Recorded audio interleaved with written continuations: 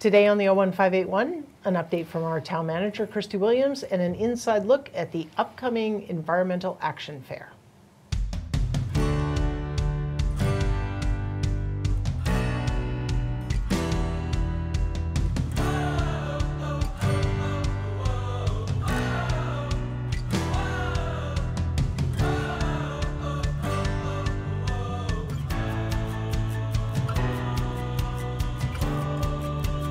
Welcome back to this episode of the 01581 Let's Talk.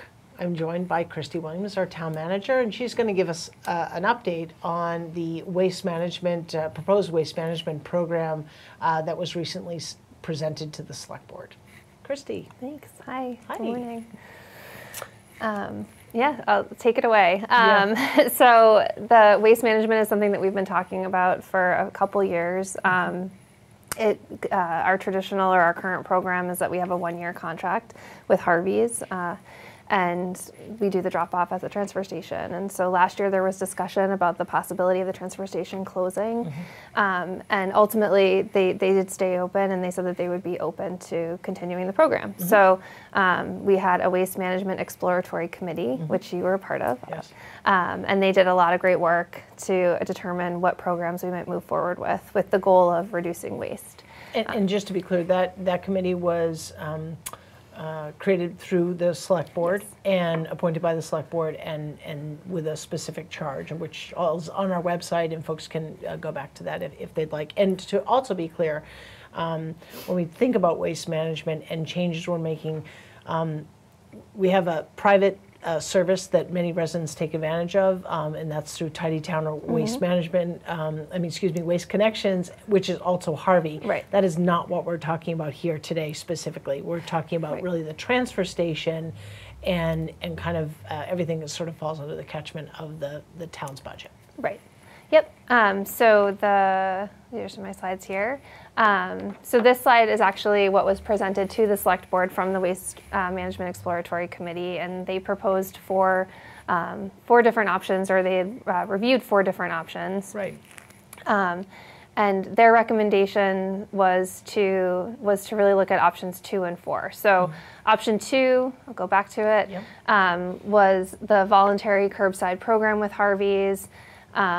Which is the private pay, if you will, Tidy Town relationship. Right. Yep. And that we would also, but that we would also add the recycling. So we would add recycling for all of the residents, and that we picked up curbside paid through the town budget. Right. And then number 4 was to look at a curbside program by going out to bid, looking at lots of different haulers. Right. And option 2, as our viewers can see here, options 1, 2, and 3 all included continued use of the transfer station. Yes.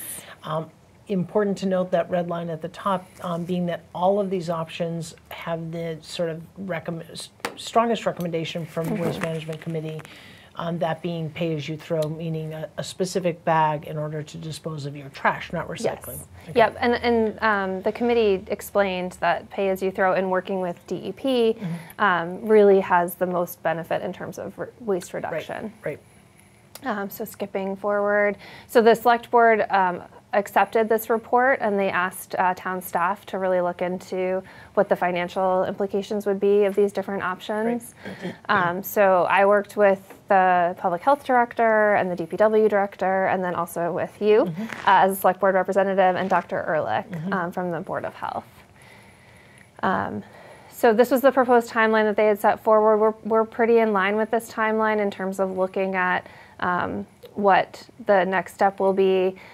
This implementation plan that we're talking about here is actually a requirement of the DEP, the Department of Environmental Protection, in order to get a grant. Right. So we have to submit an implementation plan of whichever program we decide to move forward with by March 15th. And that would be for a program to start on July 1st. So here you can see we did go directly to Harvey's. We did not consider proposal number 4, and the Waste Management Exploratory Committee acknowledged that we really didn't have the time to fully go out to bid, and then also set up the drop-off locations that would be required if we were to go with a hauler outside of town. But we did look at pay-as-you-throw for all of these options. You can see that proposals Proposal number 1 actually has 2 proposals. So one is with single stream recycling and one is without single stream recycling. So both of these would maintain the current drop-off at the transfer station, but would add in pay-as-you-throw. So using those specific bags to drop off at the transfer station. And so ultimately, when you're looking at the cost, the only one that didn't present an increase to the current proposed FY25 budget is proposal number 1 without single stream recycling. Right. And the reason for that is that currently the town, under its current format, doesn't pay for any tonnage related to recycling. Right. So actually that program would result in a reduction in the landfill budget as it's currently presented. So that's ultimately the program that we're recommending to the select board. It would be effective July 1st. Folks would be able to go to the transfer station as they currently do. A sticker would be required at a reduced rate just to determine someone's residency, right. And therefore their ability to use the program. And then we would sell pay-as-you-throw bags. So people are probably very familiar with family or friends, neighbors in other towns that have this program. So you can pick up those bags at different locations. Yep. And we'll work through where those are. And they would be widely available at various locations, traditional markets as well as some of the smaller convenience stores. Yep. That's so anticipated results from that. DEP has estimated, based on their look at other communities and data that they've received, that we could actually reduce our trash by 25 to 50%. So our solid waste, because folks would, the typical behavior is that folks would use recycling more and use bags less. Fewer bags, so, right? Yep. Less trash. That's right. And so then, as I mentioned, the FY25 budget as proposed to cover current tonnage may be reduced over time. So if we are able to reduce our solid waste, then we actually that could result in a reduction in our budget going forward. And then the DEP, that grant that I mentioned that we're working towards meeting those requirements, offers us $10 per drop-off user, and so we would anticipate about a $16,000 grant that could be used towards implementation of the program. And then finally, based on DEP estimates, the revenue from the bags is estimated to be approximately $200,000, which would result in a revenue as an offset to the budget. Right. And just to be clear, that comes in through the general fund, but ultimately would reduce the overall budget. Right. It doesn't specifically target to this program. Exactly. Right. Yep. So then next steps is that the board will approve that implementation plan on March 12th that I mentioned, and that would be the implementation of the pay-as-you-throw program to become effective July 1st. And then we'll work with the Board of Health Select Board to negotiate a contract. Instead of an annual contract, we're looking at a multi-year contract, so likely a 3-year contract. And then we also have to contract with a pay-as-you-throw bag vendor. And then certainly lots of community engagement and education around this. Sure. And then finally, one of the things that the Waste Management Exploratory Committee was very supportive of is looking at an option for food waste and composting. And so I think that's still a next step to be visited and investigated. And a huge part of what consumers throw away and what adds to probably the greatest contributor, as the pie charts show, to tonnage. Yep. So definitely, if we can do this as a first step, and then we can look to other options that are attainable, both financially and practically for food waste, that would be great. So good. All right, Chrissy, thank you for this update, and I know we'll be talking about this more. Great. All right, super. Thanks. Thanks a lot. And we'll be right back with guests talking about the Environmental Action Fair.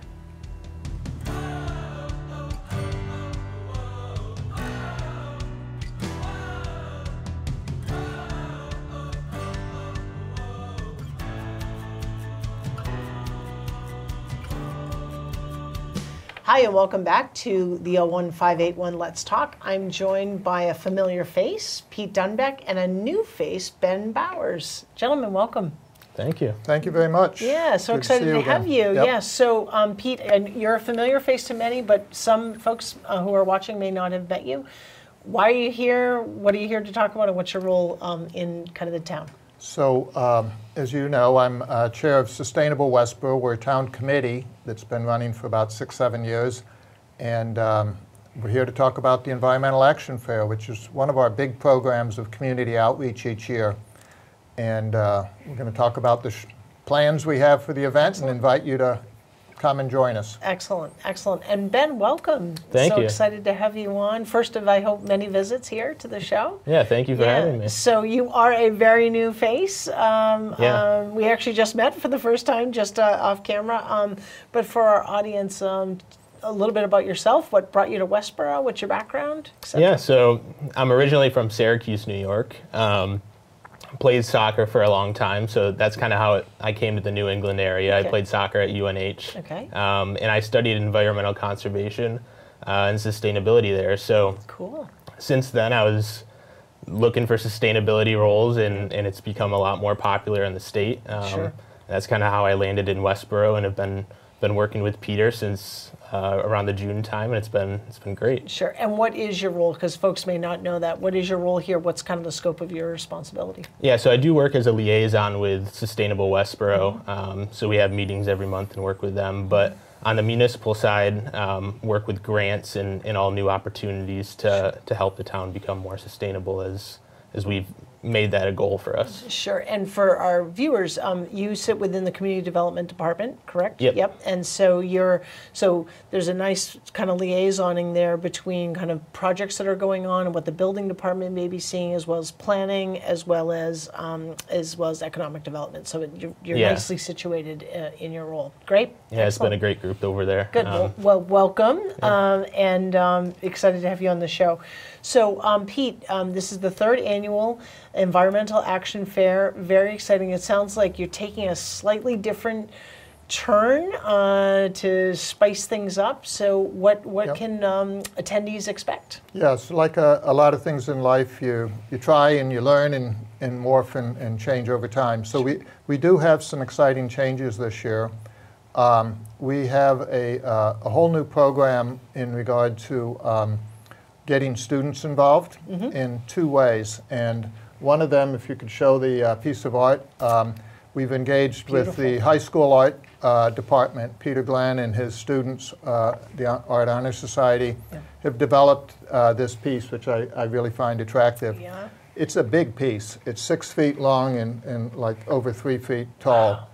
And we're going to have Goosebumps. that. Yeah, that's cool. And people can take selfies, post it, and say, I'm at the Environmental Action Nice. Fair. And Nice. so we're going to use it to try to create some vibe and fun in the event. Beautiful. Also associated with that is we have a poster contest. And we've gotten about 35 kids, many of them in elementary school and Mill Pond. So the younger kids are really attracted to this contest. Nice. And we'll see, their art submissions, they can register and then not submit. Is there still time to submit? There's still time to submit. The collection bins are at all of the schools. All 6 schools have collection bins, as well as the library. Okay. And registration is helpful because that allows us to communicate with them. Sure. But the poster's got to go in, and there's got to be a name on the back, and so that's how we're keeping track. So, Sure. Yeah. I've seen a couple have already come in, but Nice. we're going to have 30, 40 beautiful art pieces, the voices of the kids. It's going to be really fun. Yeah. Well, And we can learn a lot from our youth, so I can't wait to see those. and the Art Honor Society are going to be the judges of the contest. We're going to have small prizes, gift cards, and stuff. Great. We also have a set of activities that are ways of engaging with people in challenges. Some of them are kind of adult-oriented, like, do you know when the EPA was founded? There's this timeline No. trying to go challenge study. people to understand Sure. environmental history, Yep. down to composting relay races and stuff for kids Fun. and stuff. So we'll have some fun activities. Great. The foundation is continuing to be bringing in exhibitors, good quality exhibitors. Yep. We have over 40 non-student Yep. professional exhibitors, solar companies. We have a large number of solar companies this year, including a new, really interesting company to me is a battery startup company. They're out of a group in Somerville called Greentown Labs. Okay. Rion Technologies, and they have a innovative battery, special software that allows it to perform well in both residential and commercial settings. Okay. They're going to actually bring some of their batteries in, their portable units and Cool. stuff, so it'll Great. be interesting to Great. see. Great. Solar, batteries, heat pump. We have the Community First Partnership, which maybe Ben can elaborate on. It's Sure. under his control. We have our partner there, Homeworks, is going to have physical heat pumps to Sure. show and talk Sure. about the experiences and limitations and kind of how does it fit in the overall suite of Sure. HVAC Sure. solutions. Yep. A lot of native plant gardening people, Excellent. nonprofits, the Garden Club, and there's a Pollinator Garden, a Westboro Club. Excellent.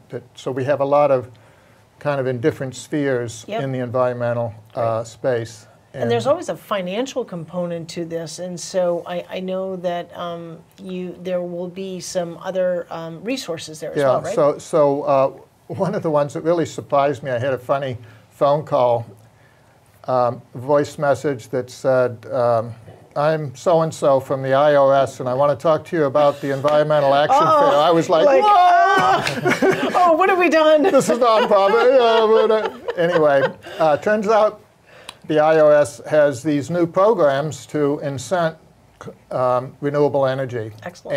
And so we're going to have a representative of the IRS at the fair talking about all the federal rebate programs and stuff. A very That's interesting. so helpful. That's so yeah. helpful. Having gone through a new heat pump upgrade, understanding the rebate process is not simple. Some of them are income based, right? Yeah. And so wonderful that we'll have First-hand knowledge and Yeah. direction to reliable sources, because there's so much on the internet that's unreliable. Yep. So we also Great. have somebody from the state EV program. It's called More EV. Excellent. So we have an EV from the state. Good. And the federal is both EVs and heat pumps and everything that the iOS is incenting through tax All right. programs. Excellent. All right. Well, I'm going to transition over to you, Ben. So it sounds like Pete's going to be doing a lot of orchestrating. I know you've been certainly part of this. The day of, where will folks be able to come and say hi to you? What will you be doing at the fair? Yeah, so I'll be at the general Sustainable Westboro table. Okay. I'll have some displays on the bigger programs that we're working on. So we'll have a display on the climate action plan that was passed a couple years back. Sure. Yep. And then we'll be talking about one of the programs, the Climate Leaders Program, which is Okay. And what is that? yeah, that's one of the new programs. It's essentially Green Communities 2.0. Okay. So we are a green community, our town, Yes. and this is the next step of the program Okay. that the state has come out with. So that's something that we're working towards throughout this year, and we'll be talking about that program a lot. Excellent. So folks will be able to come up, learn a little bit more about what that means in this 2.0 version. Yeah, definitely. All And, right, and excellent. one unique aspect of this fair, too, is we have a lot of other town departments that are going to be involved. So conservation, the tree warden, Great. DPW, waste management. There's going to be tables for all the Excellent. town departments Excellent. to talk about what they're doing for sustainability as well. Well, I think one of the things I've learned, and I'm not an expert in this space, is it really takes all of us, right? It Yeah, takes all of definitely. us to start to pitch in to more sustainable ways of living and purchasing decisions, and it does take time. Yeah, So one of the programs that we did last year and we're doing again is we're co-host of the event with the Rotary Club of Westboro, and the Rotary Club is going to be auctioning off a tree again this year. And the tree was funded by Olympus through a donation, which Yep. is really nice to have community involvement like that. And the DPW has agreed to plant it in Westboro. So Excellent. whoever it wins, was a big tree last year. And I mean, it's this the was same- not like a little sapling in a bucket. yeah, it's like another 15 foot. Yeah. So it creates a big presence in the event because you have this tree that you walk Yeah. into the basketball gym and you see a tree there. So And it was really nice to see something green. I mean, the posters and the setup those were all beautiful, but it was like, oh, what's going on over there, yeah, right? yeah. And so we'll have that again. Excellent. And very good support from the town and the schools across the board.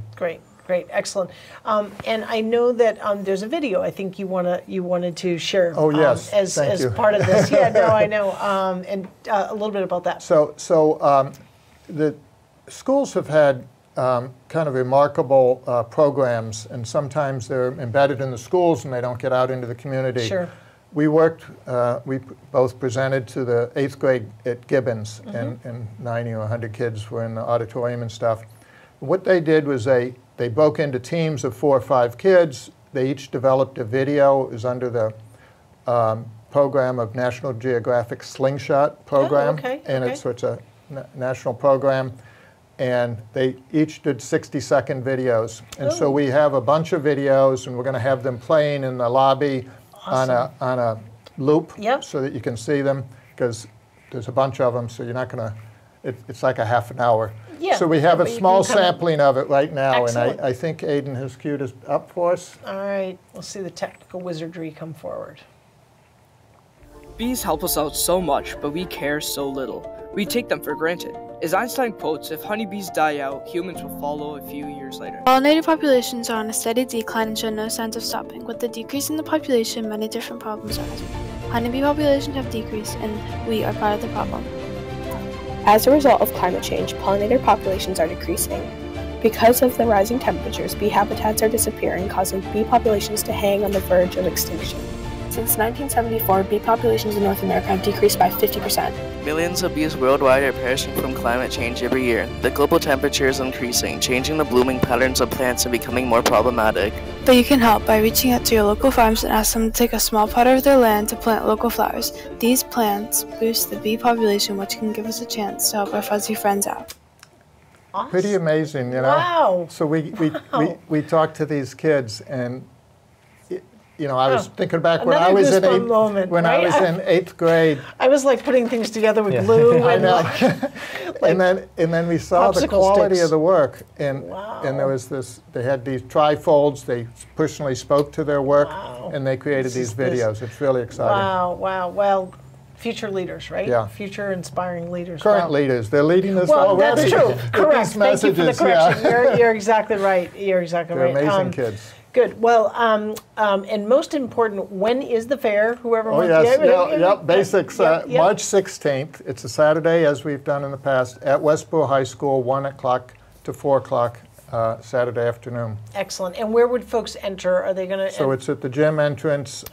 If you go to the back side. the upper sort of. parking lot, and if you go to a town meeting or auditorium, music events and stuff, it's the upper lot. And when you come in, you'll see banners and stuff. Sure. We have some great stuff from another of our financial sponsors, National Grid. Excellent. Some big banners that Great. they've offered us. And navigate downstairs, and you can't miss us. Sure. We're going to And be all over the place. You just mentioned town meetings, so I just want to, before we go, I think that there's an article you wanted to briefly discuss. Yeah, let me kick that off a little bit. So the Climate Leaders Program is a realignment of green communities so that it aligns with the climate goals. The previous green communities kind of predated a lot of the climate goals, so this is now aligning, which is exactly what we did with our CAP. We aligned our CAP with the climate goals. Yep. So this is very aligned with what we're trying to do in town. There's money that's coming, and there's an article, and one of the requirements to become a climate leader is to have a decarbonization plan for the municipal government. And it's a flexible plan. It has trigger points. It's not saying rip out all your furnaces or whatever. It's like when you're replacing furnaces, here's the policies and criteria you should be using. We need to do, we need funding to do an engineering study to support that. Okay. And is that a specific building study, or? It's all of the buildings. All the buildings, okay. And it's decarbonization across the board, so it's vehicles and buildings. Okay. But the most of it is buildings. Buildings, okay. And we're hoping and have some expectation that there'll be grant money coming, and we don't actually have to spend the money. But you need an authorization. But we need an authorization, and that will keep us on track. We're going to try to achieve this designation by the end of 2024. Okay. So we need to get this started now. So. Excellent, excellent. So, and folks can learn more about that probably at this I can't even say the sustainable table that you'll At have the if they want fair. to learn At more the about fair, the, yeah. the article. And of course, the town warrant has been posted, so folks can view that. Excellent. Very good. Guys, thank you so much. Thanks to the students that are part of this. I look forward to seeing you and seeing the vendors, and certainly learning and having some fun, and great way to bring the community together. The event is free, right? Yes, free, Sorry, of course. Yep. Sorry.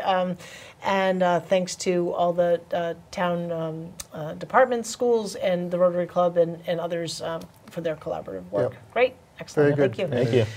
Thank you so much for tuning into this episode of the 01581 Let's Talk. I hope you learned a lot, and I hope to see you at the Environmental Action Fair on March 16th.